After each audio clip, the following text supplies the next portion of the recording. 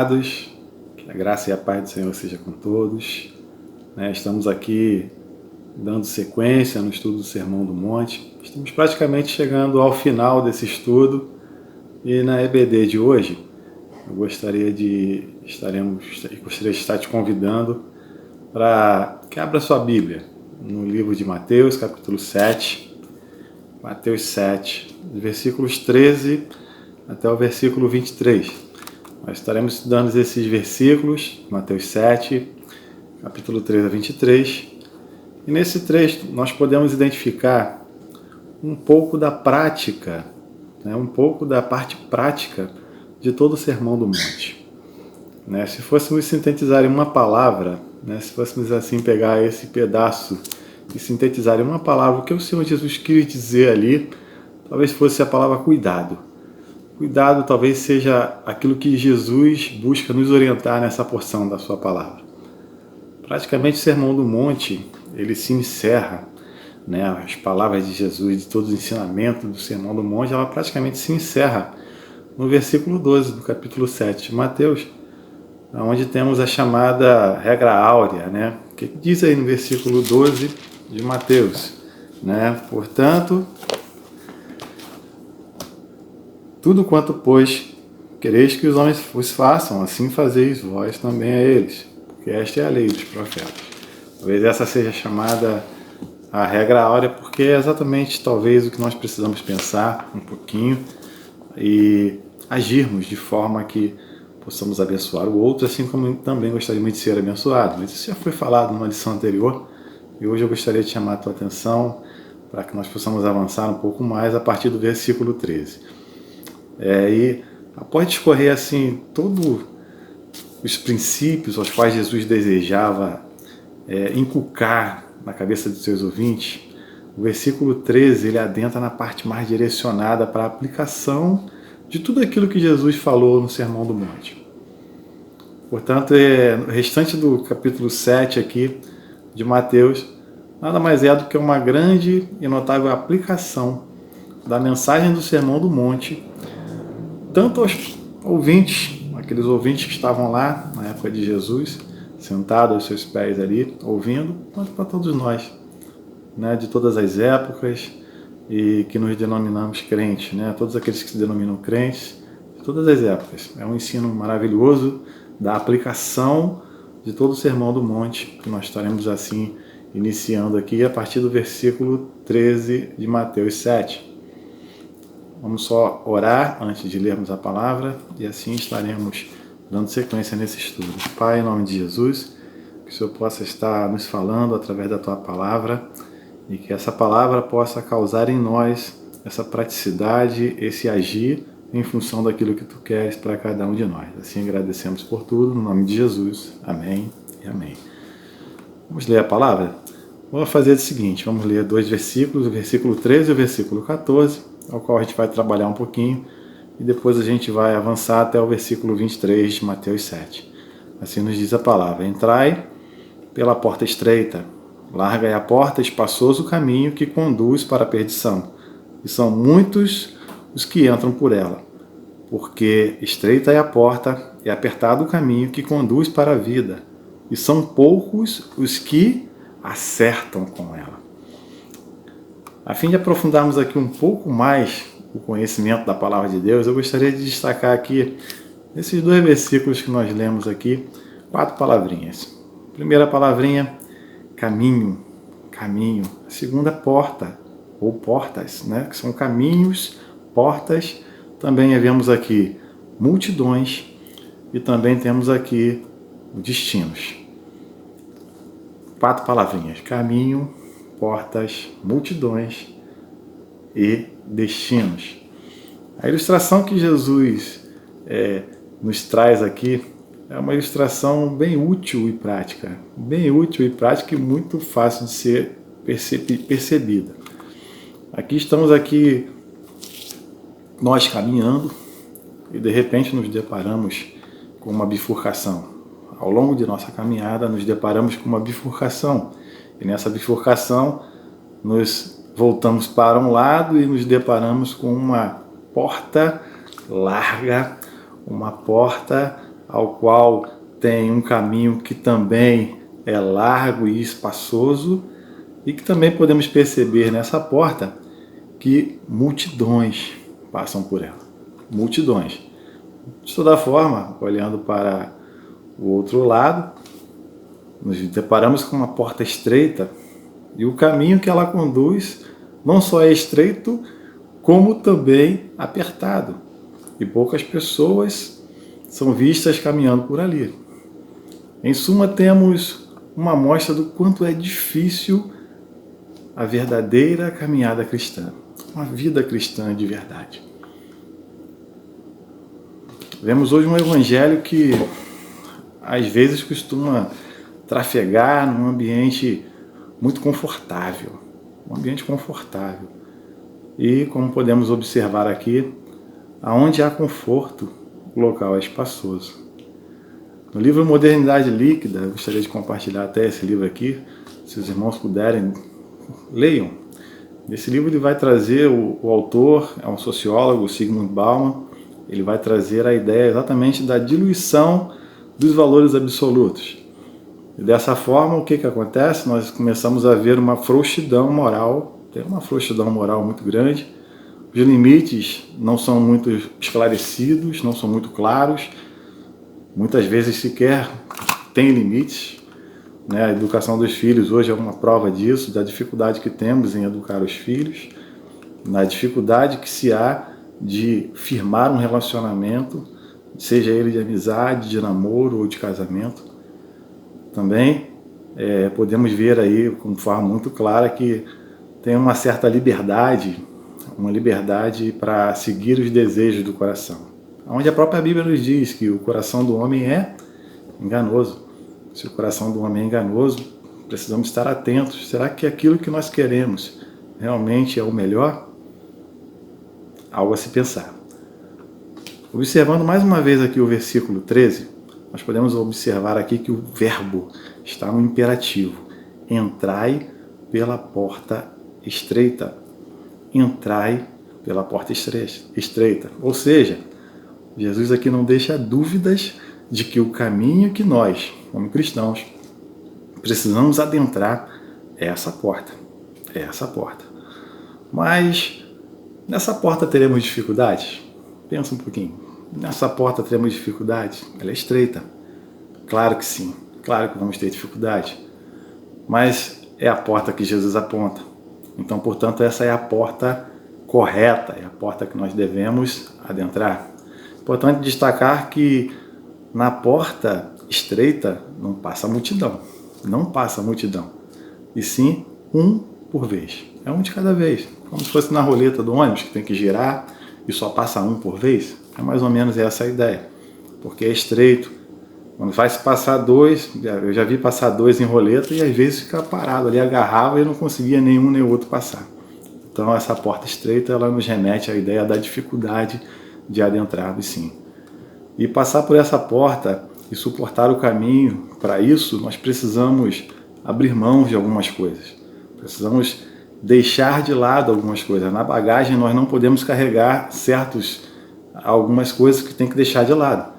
Por exemplo, o mundanismo. O mundanismo, não temos como entrar nessa porta estreita carregando em nossa bagagem o mundanismo. Aqueles velhos hábitos, velhos costumes que simplesmente não refletiam e não refletem a glória de Deus. Lá em 2 Coríntios 5,17, 2 Coríntios, vai dizer que se alguém está em Cristo, nova criatura é. As coisas velhas passaram e eis que tudo se faz novo. Tudo se faz novo. É olhar para frente, esquecer aquilo que passou e caminhar rumo ao alvo que é Cristo Jesus. Também não podemos carregar a nossa bagagem o coletivismo. Hoje em dia vemos pessoas se embasando, tomando por base aquilo que a maioria, mas a maioria escolheu isso, a maioria escolheu aquilo, e nós acabamos indo nessa leva de entender que a maioria está certa. A voz do povo, já ouviu esse ditado, a voz do povo é a voz de Deus. Mas nem sempre é assim. Nem sempre nós podemos encarar esse dito popular como uma verdade, pois muitas vezes o povo tem trilhado por caminhos errados e nem sempre a voz da maioria está dizendo algo que é verdadeiro e que é fato real.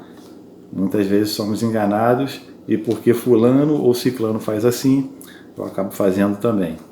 Importante lembrar que lá em Gálatas 6, capítulo 6, versículo 5, vai dizer que cada um leva o seu próprio fardo. Mas então por que a vida cristã é difícil? Por que tem essa dificuldade? Para isso eu gostaria que pensássemos um pouquinho aqui uma coisa. Quando eu tive um problema no tornozelo, aí eu fui procurar médicos, enfim, para ver esse problema, e eu descobri que havia uma gama muito grande de ortopedistas. Muitos ortopedistas aqui no Rio de Janeiro, fui em Niterói também, né? Então eu procurei e vi que tinha bastante ortopedista, porém, após detectar no exame que precisava um pouco de aprofundar um pouco mais esse conhecimento para identificar qual foi aquele problema que aconteceu, eu tive que ir num especialista. E eu identifiquei que o especialista de pé já não eram tantos assim. Era uma lista bem reduzida e esses especialistas fez com que o número de médicos ortopedistas reduzisse praticamente uma margem muito pequena, quase que insignificante do total de médicos, e esse especialista realmente seria um nível elevado. É um nível elevado esse especialista que trata de pé, ou trata de joelho, ou trata de cabeça, enfim, as especialidades. Quando nós entramos nas especialidades, o cerco fecha, vamos dizer assim. Diminui bastante, significativamente esse número. Mas o que eu quero dizer com isso? Que quando essa especificação se refere à vida cristã, temos uma régua elevadíssima, uma régua que para mensurar o padrão que é o próprio Senhor Jesus. E como pequenos cristos, cristão, pequeno Cristo, precisamos refletir o modo de vida do próprio Jesus. Percebe aí a dificuldade? Percebe por que é tão difícil? Porque refletir Jesus como Ele próprio é algo muito difícil. E adicionando a essa dificuldade no caminhar, também podemos incluir aí o sofrimento. Ouvi certa vez um pastor, amigo pregando, o pastor disse o seguinte: irmãos, não tem como haver remissão de pecados sem derramamento de sangue. Ou seja, já imaginou o tamanho do sofrimento? É esse sofrimento, é essa dificuldade. Mas eu quero te perguntar uma coisa. Eu estou te desanimando? De alguma forma eu estou atrapalhando? Ou de alguma forma eu estou tentando você de tal maneira que você tenha pensado talvez que tamanha dificuldade e tamanha sofrimento é melhor eu desistir, é melhor eu parar? Abra a tua Bíblia aí em Romanos 8:18. É um versículo bastante conhecido. Romanos 8:18. Leia comigo aí. Romanos 8:18. Estou absolutamente convencido de que os sofrimentos do presente não podem ser comparados com a glória em que nós será revelada.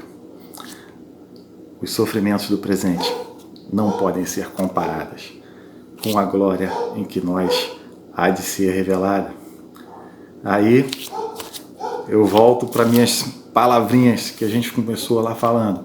Caminho, porta, não é isso? Caminho, porta, multidões. E agora eu queria falar contigo sobre destino. Falamos aí então, porta, caminho, multidões. Mas quando eu penso para onde estou sendo conduzido, assim como diz no versículo 13, ele vai dizer que conduz a um caminho. Ou seja, conduz, a porta larga conduz à perdição.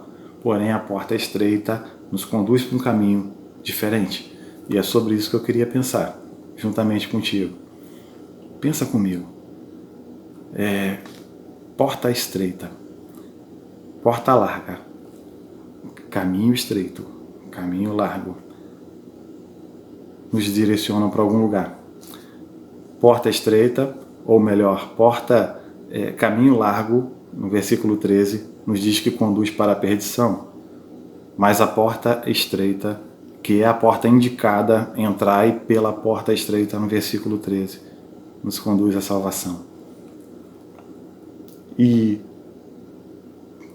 quando a gente fala sobre salvação, que é o prêmio maior, é importante lembrar que não é por porta larga, não é por caminho fácil, não foi por caminho fácil que Jesus passou pela Via Crucis e derramou o seu sangue, o precioso sangue, entregou o seu corpo na cruz do Calvário, para que eu e você tivéssemos essa liberdade de nos achegarmos a Ele e de estarmos diante do Pai, por meio dele, pela sua graça e pela sua misericórdia.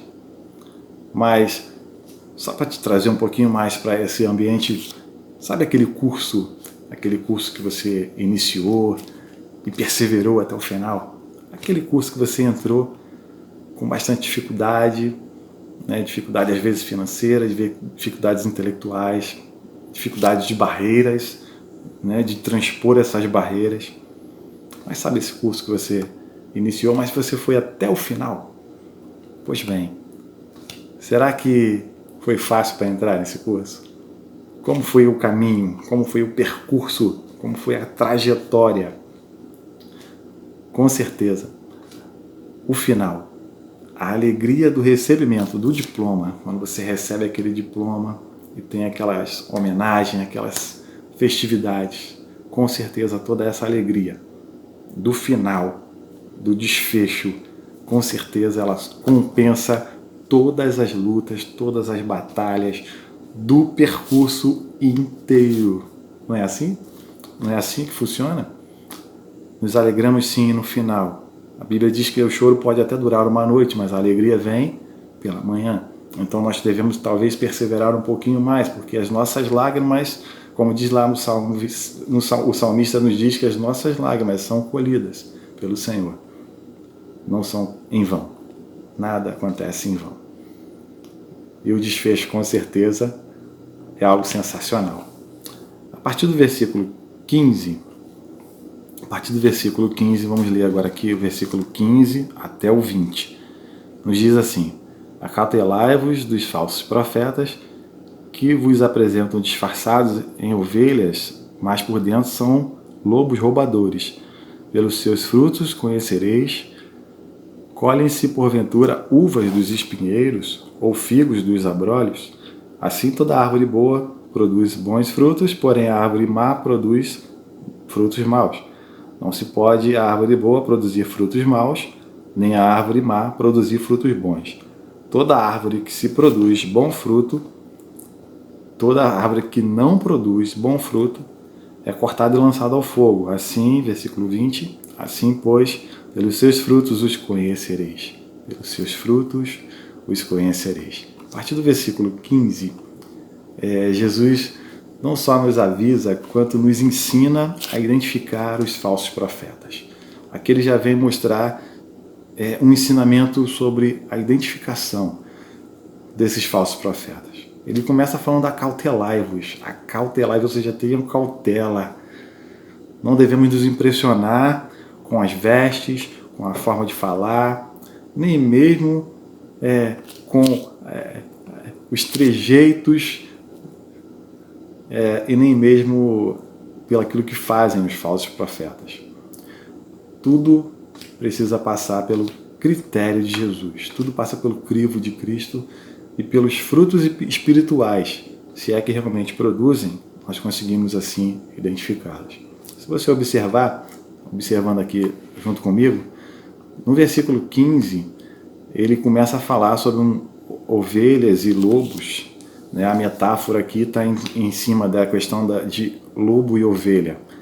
E no versículo seguinte, ele já muda essa metáfora para árvores, ou seja, árvores e frutos.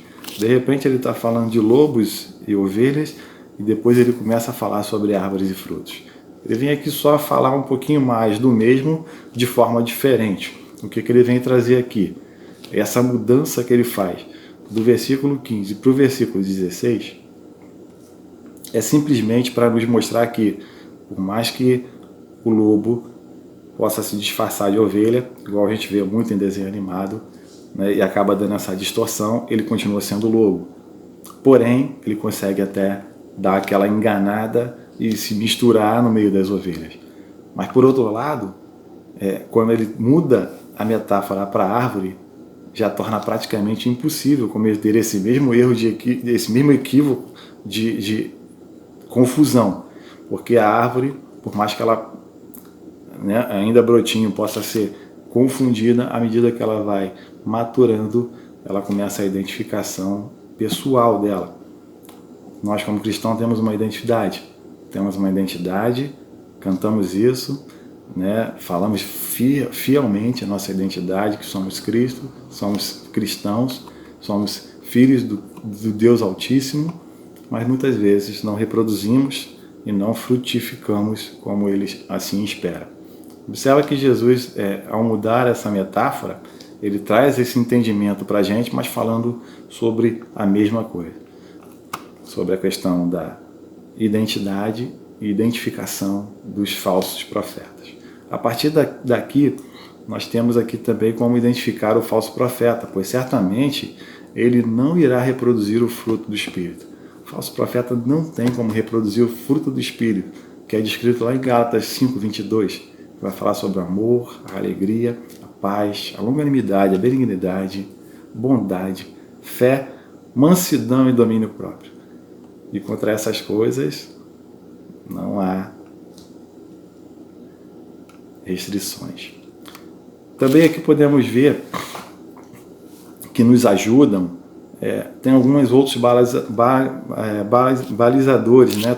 Alguns outros parâmetros que nós podemos assim dizer, que podem também nos auxiliar na identificação desses falsos profetas. Por exemplo, a sua doutrina, a doutrina que esse profeta tem aplicado, ela glorifica a Deus? A doutrina aplicada, ela glorifica ao Senhor? Essa doutrina que é aplicada, ela traz saúde, vida espiritual para alguém? Alguém é abençoado? Tem essa dádiva de ser abençoado por essa doutrina? Essa doutrina, ela restaura relacionamentos? Ela consola, revigora os enlutados? Será que essa doutrina tem surtido esse efeito? Por isso que nós podemos ver aqui, do versículo 17, que toda árvore boa produz bom fruto. Toda árvore boa produz bom fruto. Se a árvore não é boa, assim também completa o versículo 17, que a árvore má produz frutos maus. E assim nós podemos identificar perfeitamente o falso profeta. Já no versículo 19, toda árvore que não produz bom fruto é cortada e lançada ao fogo. Nós voltamos novamente para a questão do destino. Aqui também tem uma destinação, ela é conduzida a algum lugar. E a condução das árvores que não produzem bons frutos é ser cortada e lançada ao fogo. Podemos ver de forma bem clara o Senhor Jesus explicando de forma bem clara. Já no versículo 21 ao 23, vamos ler. Nem todo aquele que me diz, Senhor, Senhor, entrará no reino dos céus, mas aquele que faz a vontade do meu Pai que está nos céus. Muitos naquele dia hão de dizer-me, Senhor, Senhor, porventura não temos nós profetizado em teu nome, e em teu nome não expelimos de demônios, e em teu nome não fizemos muitos milagres? Então lhes direi explicitamente, já é de forma explícita, nunca vos conheci, apartai-vos de mim, os que praticais a iniquidade. Iniquidade, querido, e santidade não tem como caminhar juntos. Iniquidade e santidade não caminham juntos. São totalmente opostos. E aqui, nesse final, aqui, já caminhando um pouquinho mais para o final, dos versículos 21 ao 23, tem uma nova mudança na metáfora. Aqui o Senhor Jesus agora já passa a falar de dois servos. Um que confessa um servo que confessa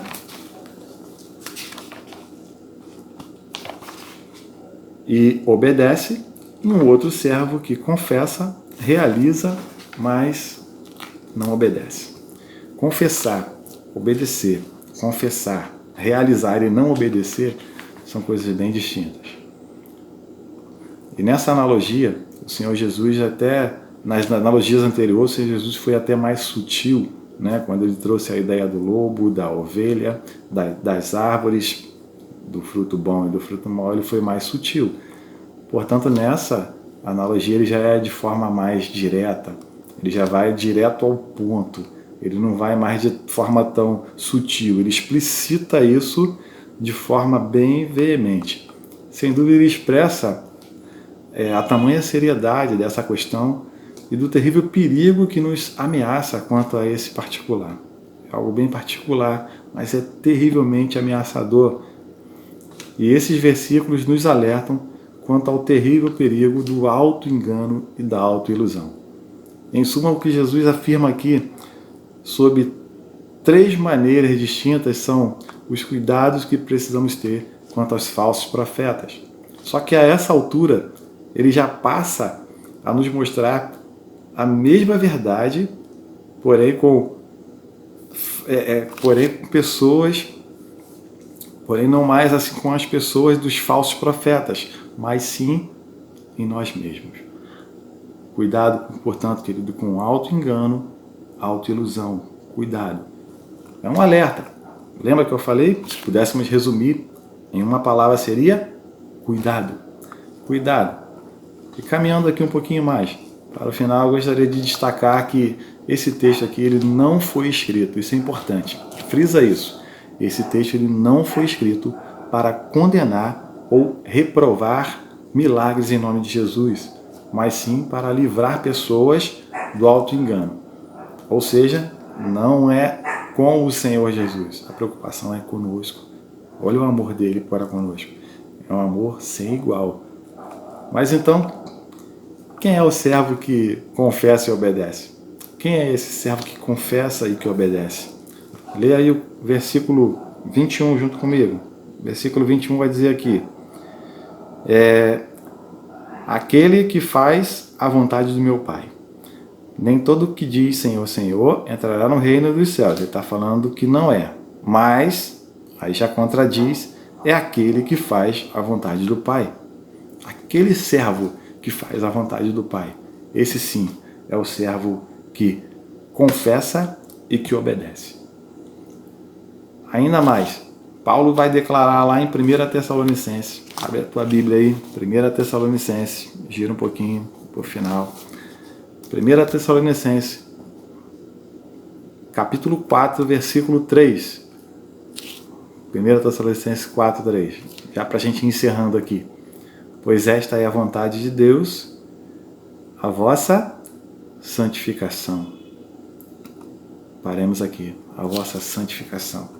Talvez a vontade de Deus para mim e para você, nessa EBD, é que nós sejamos fortalecidos, cientes que sim, vamos ter escolhas difíceis, vamos ter caminhos complicados, vamos ter sim um olhar que pode nos induzir a caminhar junto e conforme a multidão, mas não vos conformeis a esse mundo, diz assim o apóstolo Paulo.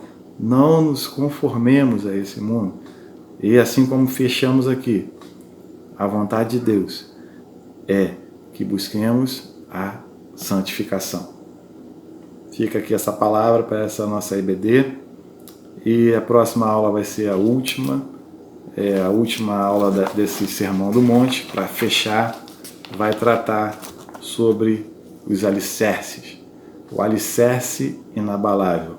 Hoje nós podemos contemplar aqui as árvores, as palavrinhas-chave que eu trouxe aqui, as 2 portas, 2 árvores, os servos, as multidões, os destinos. Podemos ver aquilo que Deus tem para nós, para cuidarmos. Cuidado, cuidado. Seja você um servo que confessa e obedece ao Senhor Jesus, para a glória para a honra do nome de Deus. Amém e amém.